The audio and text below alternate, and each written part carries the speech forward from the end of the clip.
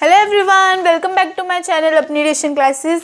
सो guys, इस video lecture में हम देखेंगे breathing in animals. So guys, ये हम साइंस का चैप्टर ही कंटिन्यू कर रहे हैं। So let's start. So guys, breathing in animals की एनिमल्स सांस कैसे लेते हैं, अपने कौन से ऑर्गन से वो सांस लेते हैं। सो लेट्स स्टडी कि कॉकरोच कौन से ऑर्गन से सांस लेता है। तो इस कॉकरोच दिखने में बड़े गंदे होते हैं, बोल रहे बड़े ही गंदे होते हैं दिखने में। तो इनके बारे में ही पढ़ते हैं। अब क्या करते हैं, मतलब कैसे सांस लेते हैं ये कॉकरोच। और cockroach has small openings on the side of its body. जो कॉकरोच होते हैं ना, उसकी जो बॉडी की साइड्स होती हैं, अब देखो उसकी बॉडी, अगर स्पेस ही नहीं है बनाने के लिए, देखो अगर उसकी बॉडी ये है, ठीक है, तो जो ये चीज़ है ना, ये उसकी साइड आ जाती है बॉडी की। जो ये चीज़ें होंगी ना, इनको ओपनिंग्स बोला गया कि ये साइड्स पे इनकी ओपनिंग्स होती हैं। ठीक है, कहाँ पे होती है इनकी ओपनिंग? साइड पे। Other insects also have similar openings.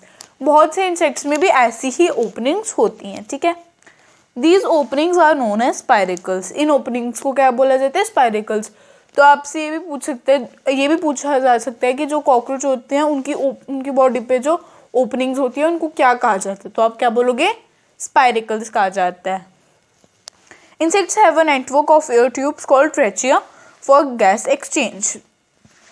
जो इंसेक्ट्स होते हैं उनकी बॉडी पे एक नेटवर्क होता है एयर ट्यूब्स का। मीन्स उनकी पूरी जो बॉडी होती है उसमें एयर ट्यूब्स साथ साथ में जुड़ी होती हैं। ऐसे भी बोल सकते हो आप, एक इधर, दूसरी इधर, तीसरी इधर। मीन्स ऐसे उनकी एयर ट्यूब्स का एक नेटवर्क बना होता है, एक चेन टाइप बनी होती है उनकी एयर ट्यूब्स की। ठीक है, तो उनकी एयर ट्यूब्स की चेन टाइप को क्या बोला गया है? नेटवर्क। ठीक है, तो ये जो इनकी नेटवर्क होती है एयर ट्यूब्स की, इनको क्या कहा जाता है? ट्रेचिया। ठीक है, जो कि मतलब गैस को एक्सचेंज करने में हेल्प करते हैं। Gas exchange in the sense कि जैसे हम नॉस्ट्रिल से वर्क करते हैं, हमारा कि हमारी गैस एक्सचेंज भी नॉस्ट्रिल्स के थ्रू होती है और आती भी नॉस्ट्रिल्स के थ्रू है। अब देखो गैस, जब हम सांस ले रहे हैं तो हम नाक से सांस लेंगे, सांस छोड़ेंगे तो भी नाक से छोड़ेंगे। मीन्स जो हमारी जो हो रहा है कि एक्सचेंज हो रही है जो हमारी गैसेस, वो किसके थ्रू हो रही है? नॉस्ट्रिल्स के थ्रू। तो जो कॉकरोच की गैसेस होती हैं वो किसके थ्रू एक्सचेंज होती हैं? ट्रेचिया के थ्रू। ठीक है, सो गाइस, ये जो मेन वर्ड्स है स्पाइरिकल्स एंड ट्रेचिया, इनको आप अंडरलाइन कर लीजिए, आपको काम आ जाएंगे। ये जब भी पूछेंगे, आपको फिलअप से लिखने होंगे तो आ जाएंगे काम। Oxygen rich air rushes through spiracles into the trachea tubes, diffuses into the body tissue and reaches every cell of the body. Similar. Guys, इनका भी वही सीन है जैसे हम नहीं होते, हम नॉस्ट्रल्स से सांस लेते हैं जब, तो हमारी जितनी भी सांस होती है वो लंग्स में भागती है। इनकी जितनी भी सांस होती है वो ट्रेचियल ट्यूब्स में भागती है। ठीक है, air rushes through spiracles into the tracheal tubes.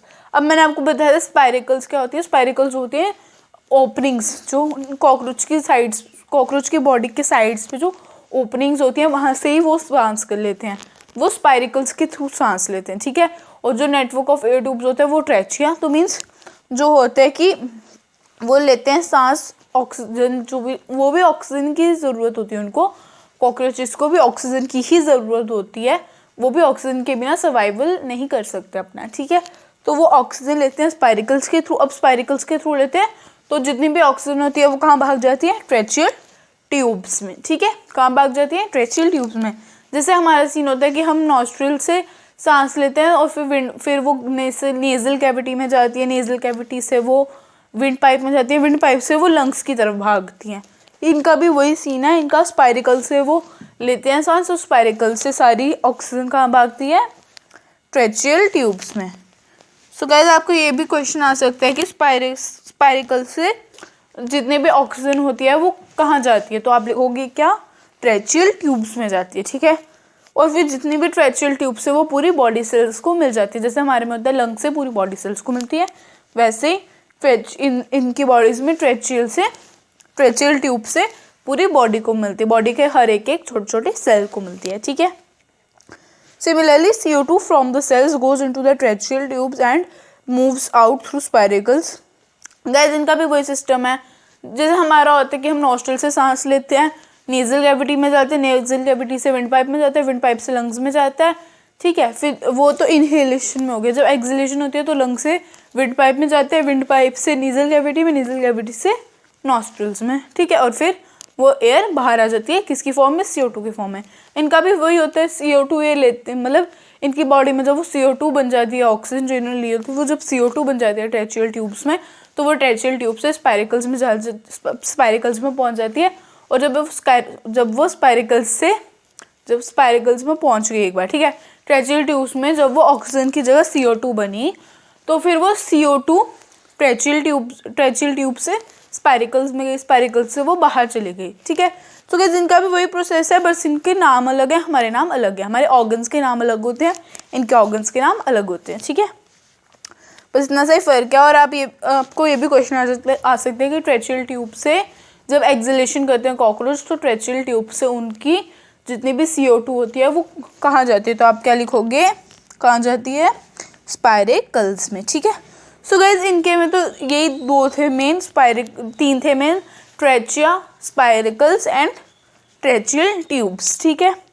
फिर दीज एयर ट्यूब्स और trachea are found only in insects and not in any other group of animals. वही चीज़ है कि जो इनकी होती हैं, ट्रेचियल ट्यूब्स होती हैं, स्पाइरिकल्स होते हैं, ये सिर्फ इंसेक्ट्स की बॉडी में ही पाए जाते हैं, ह्यूमन बींग्स की बॉडी में नहीं पाए जाते।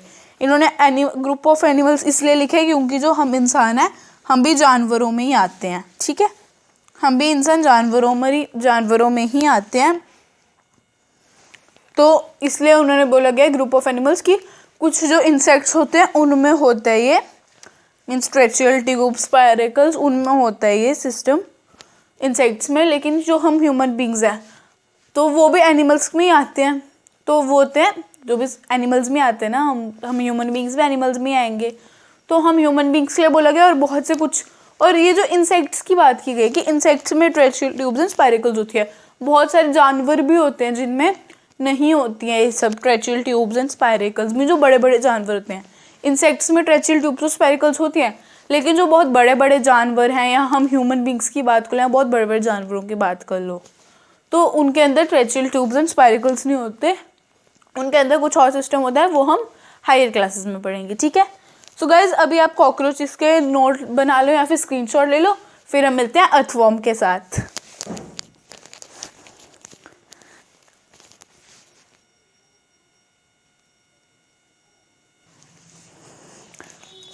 सो गाइज चलो अब देखते हैं अर्थवॉर्म एंड फिश कैसे ब्रीथ करते हैं, ठीक है। सो गाइज मैंने आपको बोला कि कॉकरोच स्पाइरिकल्स एंड ट्रेचियल ट्यूब से करते हैं अपना पूरा ब्रीदिंग का प्रोसेस, पर लेकिन अर्थवॉर्म में तो वो चीज़ें होती नहीं है। तो अर्थवॉर्म कैसे ब्रीथ करता है? सो गाइज अर्थवॉर्म ब्रीथ करता है अपनी स्किन से।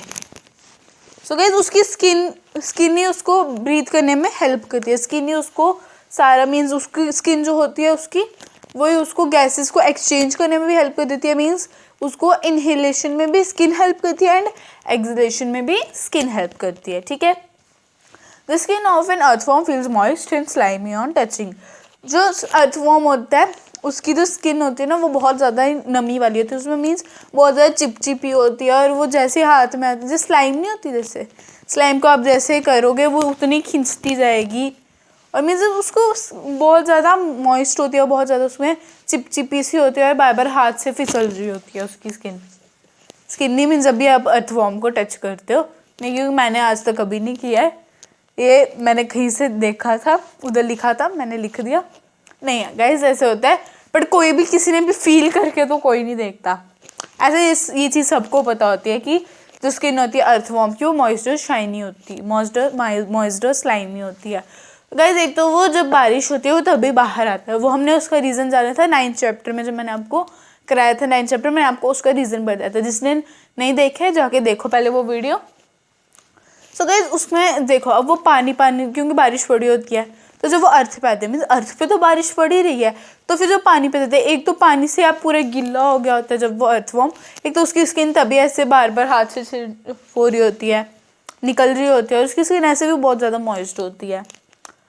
तो गाइस ऐसे अर्थवॉर्म को हमने टच तो नहीं किया अर्थवॉर्म को, बट ये चीज़ होती है कॉमन होती है, सबको पता होनी भी चाहिए, कि होनी चाहिए पता, क्योंकि टच करके मैंने नहीं देखा कभी तक, आज मैंने नहीं देखा, मैं अपना बता रही हूँ, मैंने कभी टच करके नहीं देखा, और करने लोगों के तो फिर मम्मी से बहुत मार पड़ेगी। तो चलो अब हम इसको ऐसे ही पढ़ लेते हैं, बहुत मजाक हो गया, पढ़ लो ऐसे। जो अर्थवॉर्म होता है वो किससे ब्रीथ करता है? अपनी स्किन से, ठीक है। उसकी स्किन होती है ना, उस स्किन में कुछ स्किन में उसके पोर्स होते हैं जो उसको हेल्प करते हैं ब्रीथ करने में, उसको इनहेल करने में भी हेल्प करते हैं, उसको एक्सहेल करने में भी हेल्प करते हैं। तो उसकी स्किन मल्टीपर्पस है भाई, उसको इनहेल करने में भी हेल्प करेगी एंड एक्सहेल करने में भी हेल्प करेगी। और जो उसकी स्किन होती है उसका जो टेक्सचर होता है ना उसकी स्किन का, वो बहुत ज़्यादा मॉइस्ड होता है, मीन्स उसमें बहुत ज़्यादा चिपचिपा होता है, नमी वाला होता है, उसका बार बार हाथ से छीन नहीं रहती, बार बार हाथ से वो फिसल रही होती है उसकी स्किन। ठीक है, जो भी गैसेज होती हैं उसकी स्किन से इजीली पास कर सकती हैं। सो गाइस अर्थवॉर्म का इतना था। हमें क्या इसमें अर्थवॉर्म में याद रखना है कि वो अपनी स्किन से ब्रीथ करता है और जो उसकी स्किन होती है वो बहुत मॉइस्ड एंड स्लाइमी होती है। बस इसकी स्किन में इतना सही था। सो गाइस आपको इतना पता होगा अर्थ जो फ्रॉग होता है उसके अंदर गिल्स भी होते हैं, मीन्स वो पानी में भी कर सकते हैं, अपना पानी के अंदर भी वो ब्रीथ कर सकता है। एंड जब वो लैंड पे आते हैं तो कैसे ब्रीथ करते हैं, तो भी वो अपनी स्किन से ब्रीथ करते हैं। ठीक है, सो गाइज अब हम पढ़ते हैं फिश का। ठीक है, fish gills in fish help them to use oxygen dissolve in water. So guys ये तो सबको पता है कि जो फिश होती है वो अपने गिल से ब्रीथ करती है। ठीक है, तो अब उसकी गिल्स उसको ब्रीथ करने में कैसे हेल्प करते हैं, वो करते हैं, देखो अब वाटर में क्या होती है, जो ऑक्सीजन होती है वो डिजॉल्व होती है, मीन्स वाटर के अंदर ही ऑक्सीजन प्रेजेंट होती है, उसके अंदर ही मिल गई होती है उसके साथ।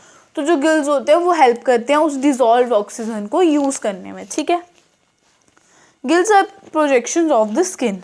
जो गिल्स होते हैं ना वो उसकी स्किन का ही एक पार्ट होते हैं, फिश की स्किन का ही एक पार्ट होते हैं गिल्स। ठीक है, ये गाइस जितने भी मैंने पॉइंट्स लिखे हैं ना बहुत मेन पॉइंट्स है, बहुत इंपॉर्टेंट पॉइंट्स है, इनको लिखना है। ये मैंने स्पेशली आपसे नेट से ढूंढ के निकालने हैं आपके लिए, और आपकी बुक्स में भी लिखे हुए हैं ऐसे कुछ पॉइंट्स, तो आप उधर से भी पढ़ सकते हो, समरी से भी पढ़ सकते हो अपनी बुक की, और आप ये पॉइंट्स भी पढ़ लेना क्योंकि ये पॉइंट्स भी इंपॉर्टेंट है। ठीक है, gills are projection of the skin. जो गिल्स होते हैं वो उसकी स्किन का ही एक पार्ट होते हैं। ठीक है, gills are well supplied with blood vessels for exchange of gases. Exchange, ठीक है, जो गिल्स होते हैं ना वो ब्लड वेसल्स के साथ जुड़े होते हैं। ठीक है, तो और क्या हेल्प करते हैं उसको, ताकि उस गिल्स ही मतलब उसके ब्रीथ करने में हेल्प करेंगे एंड एक्सचेंज करने में भी, गैसेस एक्सचेंज करने में भी हेल्प करेंगे। एक्सचेंज का मीनिंग क्या हो रहा है यहाँ पे, इसका मीनिंग हो रहा है, गैसेस एक्सचेंज करने का मीनिंग ये है कि वो ऑक्सीजन भी लेगा, मीन्स ऑक्सीजन उसको ऑक्सीजन अंदर भी आएगी एंड ऑक्सीजन बाहर भी जाएगी। ऑक्सीजन बाहर किसकी फॉर्म में जाएगी, CO2 की। ठीक है, मीन्स जब आप देखो जब ऑक्सीजन सबका यही सीन है, बस उनके पार्ट्स ऑर्गन्स अलग हैं, ब्रीथ करने के एक्सहेल करने के उनके ऑर्गन्स अलग हैं, बाकी का प्रोसेस तो वही हो रहा है, पहले ऑक्सीजन ही आएगी फिर ऑक्सीजन ही CO2 बन के बाहर जाएगी, प्रोसेस वही है, बस ऑर्गन्स अलग है। ठीक है, तो आपको उन ऑर्गन्स को याद रखना है। एंड गाइस फिश का ना सारा इंपॉर्टेंट है, फिश का सारा लिख लो आप। ठीक है, सो गाइज आज का हमारा लेक्चर यहाँ पर ही खत्म होता है। I hope you liked it. Guys सच्ची में पसंद आया तो ढेर सारे लाइक कर दो, चैनल को सब्सक्राइब कर दो, नोटिफिकेशन बेल को भी ज़रूर दबाना ताकि सारी नोटिफिकेशंस आपको टाइम पे मिले। So guys I will meet in my next video, till then take care, stay home, stay safe, bye guys. Guys आप अभी भी स्क्रीनशॉट ले सकते हो, मैं रुकी हुई हूँ, आप ले सकते हो अभी भी स्क्रीनशॉट।